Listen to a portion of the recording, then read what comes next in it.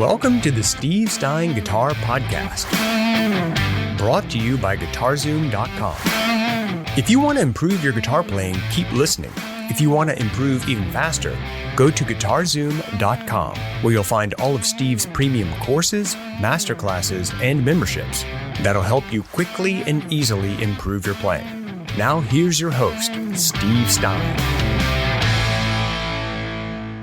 We weren't going to do any more live ones, and then we had so many questions that we decided we would continue on since it's fun to hang out. So that's what we're going to be doing today. Let's keep going and let's learn some more about blues. And again, we're celebrating the Creative Blues Soloing Guitar course that has just been released. And if you're interested, I'm sure there'll be a link up here very soon that you can check out. Andres says, I love these live workshops. I'm glad that you do. UK is here. Jeff PCB says, what strings do you use? Usually I use GHS, and the reason I've always used GHS boomers, which is why I still use them, but I love them because they have half sizes, and I know other companies do too, but I've just used GHS my whole life, boomers, and I love the fact that you can get 9s and 9.5 and 10 and 10.5, and then they have heavy bottom. They have a bunch of different variations of things like that. On my Paul Reed Smith stuff, I tend to still stick with the PRS strings. So I've tried a bunch of different strings, and there's obviously a ton of amazing strings out there, but that's what I stick with. Is I'm pretty much a GHS boomer player, and I like the fact that I can go to those half sizes. So for me, like during the winter, like right now, we have a pseudo blizzard thing happening with really heavy winds, and it gets cold outside. And so sometimes in the wintertime with my arthritis, I have a tendency of going down maybe a half size to make it a little bit easier for me to play. And then in the summer, I'll kick back up, but it's different for everybody. So Dan is here from Delaware. Hey, Dan. Hey, Gary. Hey, Patrick. Hey, Jarmo. Andres. Do I prefer to play without a trem bar? On my locking tremolos, I use it all the time. On guitars that don't have a locking tremolo system, I'm too terrified to usually put the bar on, so I don't really use it. But if it has a locking system, I absolutely will use and it stays in tune, obviously, if it's a decent locking system. I love to use the whammy bar, but on this guitar, it's not that it might not stay in tune. It's just I grew up in a time when guitars that didn't have a locking system didn't stay in tune for crap. So I just tend to avoid if the guitar doesn't have a locking system. Hey, Dan from Waukena, Florida. All right, cool. White Rabbit is here. Fiery is here. David Wood. I'm in Manchester too, says Jackie. Very cool. Awesome. Well, thank you, everybody. Thank you so much for being here. Let's go ahead and get started. I don't want to take all of your time today. One thing I wanted to talk about today was building, we could call it melody, but really landing on the right notes over each chord and then giving you some ideas how to approach this. Maybe you're brand new to soloing, you're brand new to scales or something like that. I still want to give you some opportunity to do some really cool stuff. And if you've been doing this a long time, you can use all this other stuff. Is it me or who doesn't see anything apart from the chat? I'm not sure, Daniel. I'm sorry about that if that's happening to you, but anyway, let's go ahead and get started. So let's say, for instance, again, we're just using a 1-4-5, which we've talked about many times, in the key of, and we'll just stay in A since we've been in A, okay? Hey, Sam. Hey, Greg. Hot Satin? All right, cool. That's a name right there, Hot Satin. Okay, so what I'm going to do is I'm going to take the A7, and I'm going to take the D7, and I'm going to take the E7, and I'm going to play them as 6-string bar chords just so you can see how this works. And this will tie into, we were talking about soloing and being able to change positions, right? Parallel soloing, I called it, right? So we're going to start with that idea. So if we were to take a look at this A7 chord, and we were to think, and again, it's okay if you don't know your theory. I'm just going to tell you this. The A7 chord consists of the notes A, C sharp, E, and then because we're playing it as a 7th chord, this dominant 7th sound, we're adding in the note G, okay? If we were just playing A major, we'd be playing A, C sharp, and E over and over and over in different octaves. These 6 strings would be the notes A, C sharp, and E, okay? But because we took that pinky off and we made this into this A7 or A dominant 7 sound, what we're adding in is this note G. So what I want you to understand is when you're soloing or when you're creating a melody or whatever it is that you'd like to do, that note G becomes very, very important because it's a colorful note. It's not a note that existed in the original chord of A major.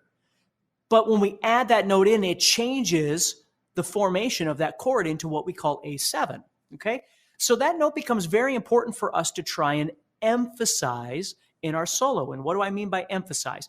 Emphasize means you're going to maybe go to it more, go to it longer, start or end a phrase with it.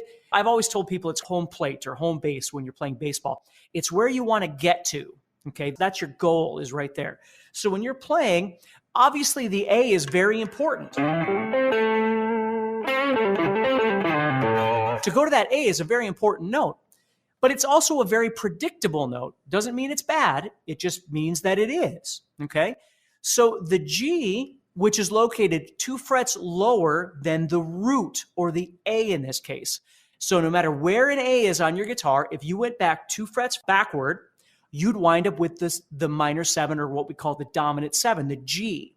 So just remember that. There's a great little shortcut. So no matter where there's an A, if you go back 2 frets, you're on a G. So if I'm playing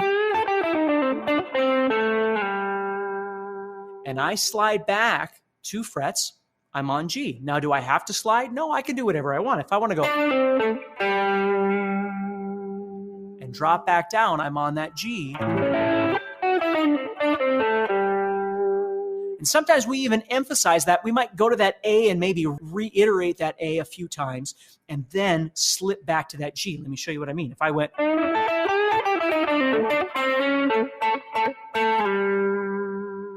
right? Maybe right now I'm emphasizing that A, and then I deceptively go and I drop down to that G. It's got a really nice sound to it. So 2 notes that you can try and emphasize over this A chord would be an A and, of course, the G. Now, if we were to think parallel going up, let's think about this. If I go up to the D chord here, which is my 4 chord. Now, remember, we talked about how I can actually go up there and I can solo in D minor pentatonic or D major pentatonic or whatever I'd like. There's my D. And if I drop back a whole step, there's my 7th, my C. So in a parallel fashion of seeing the same thing up over the 4 chord in D, I could do the same exact thing and then drop down to that C. And of course, if I went to the 5 chord, which is E, let's just move that up to the 12th fret. I could play E minor pentatonic, and of course, E would be my root. Whole step would be the D.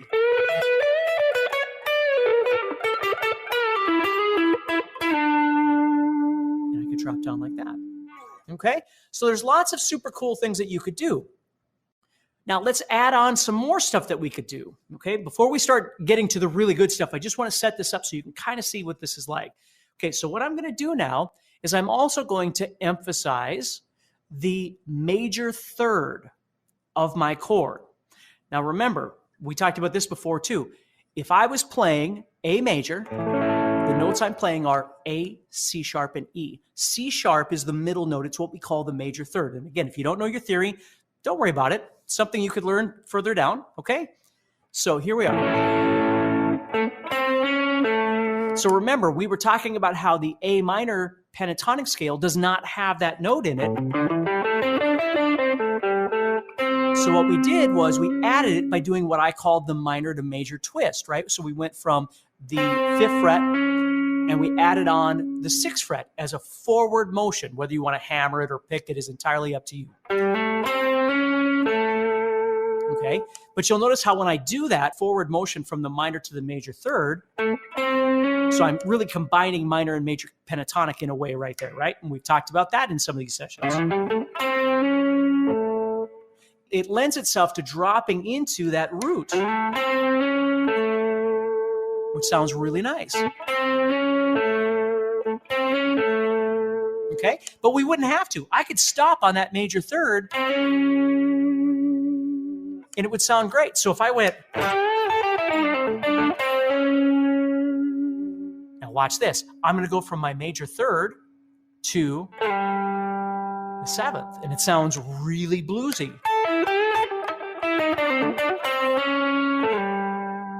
Okay, so that's a really great setup right there. You could go to A anytime you want. You can go to the 7th anytime you want. You can go to the major third anytime you want. But what sounds really cool is if you do that minor to major twist and then you drop down into the 7th right there. You see?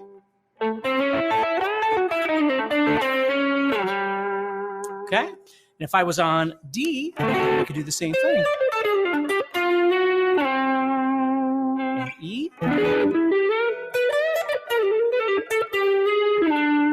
I could do all of that same stuff. Okay?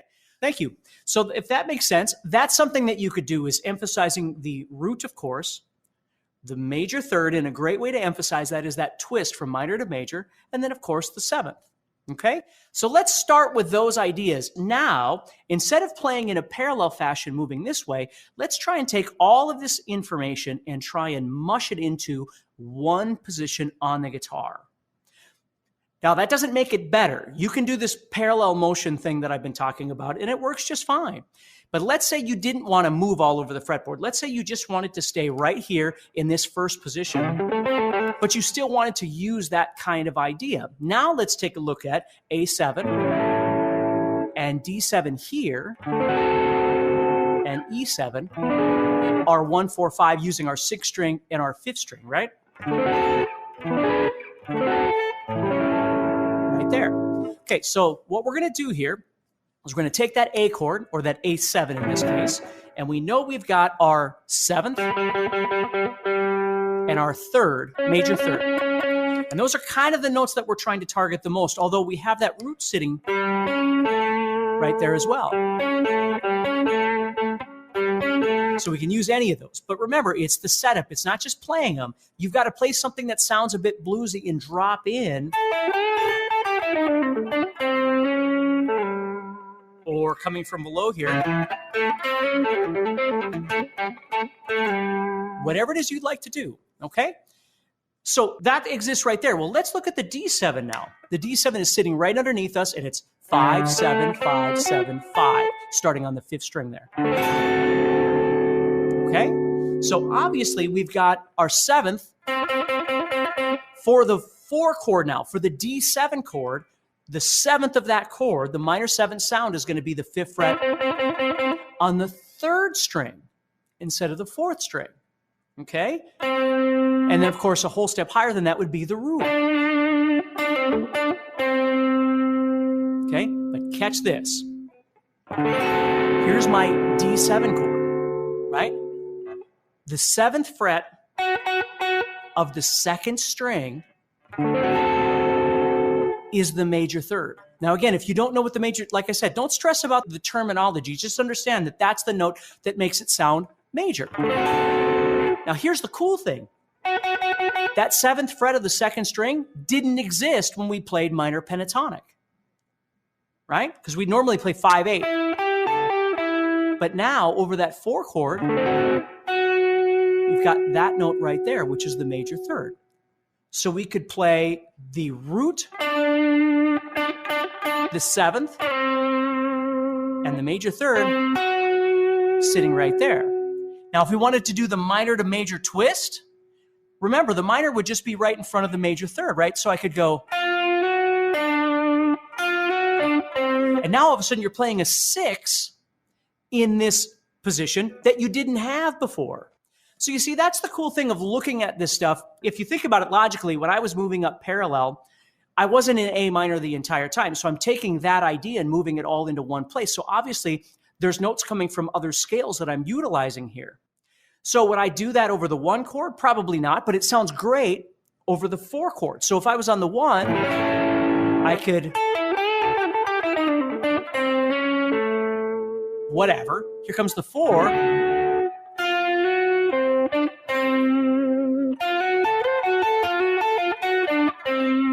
And you can watch this later. You can replay this and see it later if you're going, it's moving a little too fast and I'm at work and I don't have my guitar, or whatever it is, right?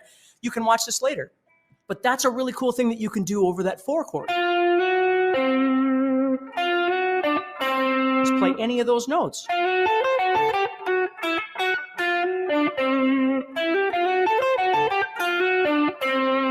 And then when it goes back to the 1, you could really easily move from the dominant 7 or the minor 7 of the 4 chord, just do a hammer on, and now you're on the major 3rd of the 1 chord. Now again, I know that might be a little confusing for some of you, but that's the beauty of it. is when you do the parallel thing, you've got these big, wide movements where you're moving from here and doing that sort of thing, and it sounds awesome. But when you're here, if you start thinking about the movement from this chord to this chord, it's just a small little motion to get from point A to point B, and you can do some really cool stuff by doing that. So when I'm on the 1 chord, 4 chord, 1 chord, and I can drop back and forth like that, you see? Now the 5 chord, I could just move up a whole step higher, and I could do all the same stuff, right? I could come up here and do...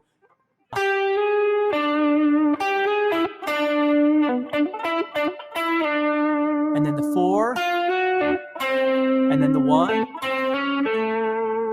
Okay? So this was really cool when I started learning how to do this, because I don't want to give off the impression, and I certainly do not either, that one idea is better than another. You know, playing major is better than minor, or minor is better than major, or parallel movement is better than whatever. It isn't true. What you want to be able to do is any of those at any point in time, because they all sound a little different. The beauty of that, again, for a lack of a better term, that parallel motion is that it gives you this ability to make things that you might do a lick, and then 4. You see, it mirrors the same kind of thing, and it sounds super cool when you do that. You're not going to do that when you're sitting down in this position trying to combine all this stuff. So one isn't better than the other. They just give you a different way of thinking about it. Okay? So if that makes sense, I'm going to show you this. If we go back to Led Zeppelin, if I do like...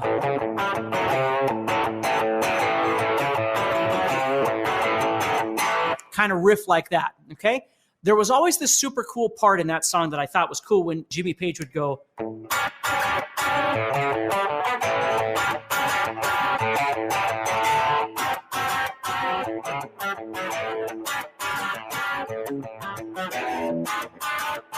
if you know what I'm talking about. And I always thought, well, how in the heck does that work, that you could play this, which I'm playing 5 on the 4th string and 6 on the 3rd string? Okay, well, we've already defined that that 5 on the 4th string is the minor 7th, or the dominant 7th part of the A7 chord. And then right here, the 6th fret is on the 3rd string is the major 3rd. So those are the 2 notes that I want to play. Well, Jimmy's doing that right there, okay, over that A. But when he goes to D, what he does is he moves it down 1 fret. So now he's playing 4 and 5. I always thought, well, how is that even possible? Like, D is a completely different chord. How could you do that? No, I'm not going to play Wonderwall right now. That's really not relative to what we're talking about here, although it's a good song, okay? So when I move down, what's happening? Well, let's think about this. This note right here on the 3rd string is the 7th of that D7. The 4th fret of the 4th string is an octave of that major 3rd I was talking to you about up here. It's just the octave of that.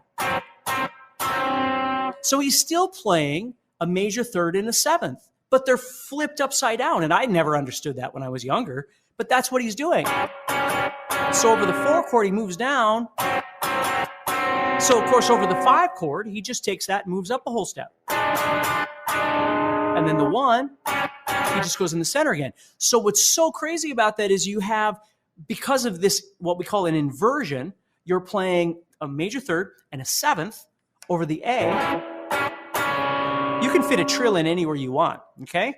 And then the 4 chord and the 5 chord. So if you think about it, it's the same theory I've been showing you. It's the same logic that we've been talking about. It's just a different way of being able to use it, okay? So you could go from your A to your 4 to your 5, and again, you're just staying in that same position. So there's lots of really great stuff that you can do. So while you're practicing your scales, whatever they are, pentatonic, diatonic, whatever you're doing. And again, I'll strongly caution those of you that know a lot about your pentatonics and diatonics to understand that your ultimate goal isn't to make everything diatonic, because there's this misconception in music that pentatonic is like for beginners and then diatonic is for advanced players. And it couldn't be further from the truth. Pentatonic and diatonic always exist. They coexist. The difference is in your phrasing. It's Don't get me wrong. I believe in theory and I love theory, but the problem is oftentimes it's easier to talk about music than it is to play music. Okay. So you find a lot of people that go, oh, I understand Dorian and I understand mixolydian. That's great. And I appreciate understanding all those things, but you still have to figure out a way to play it so it sounds like music. That's the goal, isn't it?